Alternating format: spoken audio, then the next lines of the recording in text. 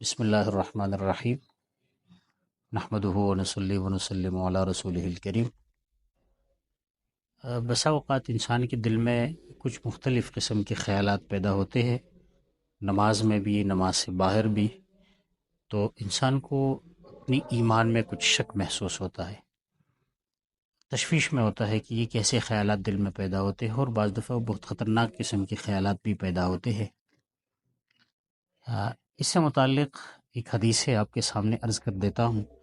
ابو ہریرہ رضی اللہ تعالیٰ عنہ روایت کرتے ہیں کہ قال رسول اللہ صلی اللہ علیہ وسلم ان اللہ تعالی تجاوز عن امتی ما وسوست به صدورها ما لم تعمل به او تتکلم۔ امام بخاری، امام مسلم نے بھی یہ روایت نقل کی ہے، اور مشکات شریف میں باب فی الوسوسۃ اس میں یہ حدیث نقل کیا گیا ہے۔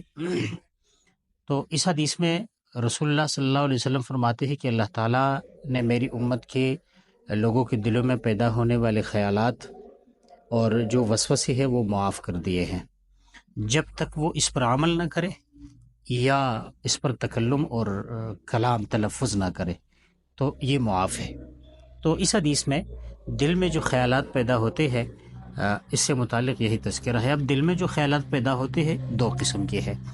ایک ایسا خیال پیدا ہوتا ہے جو انسان کو گناہ کی طرف مائل کرتا ہے، گناہ کے خیالات ہوتے ہیں، تو اس کو کہتے ہیں وسوسہ۔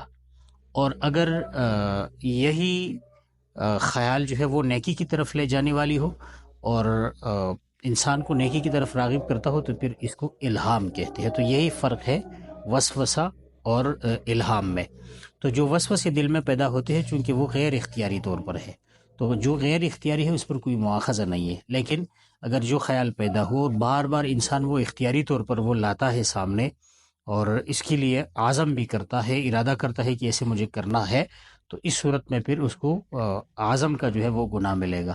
البتہ اگر اس نے عزم نہیں کیا اور صرف یہ خیالات پیدا ہوتے ہیں تو دوسری حدیث میں اس کا علاج یہ بتایا گیا ہے کہ انسان اعوذ باللہ پڑھے اور جو بھی شیطان سے استعاذہ کی جو دعائیں منقول ہے وہ پڑھے، تو اس سے نجات مل سکتی ہے۔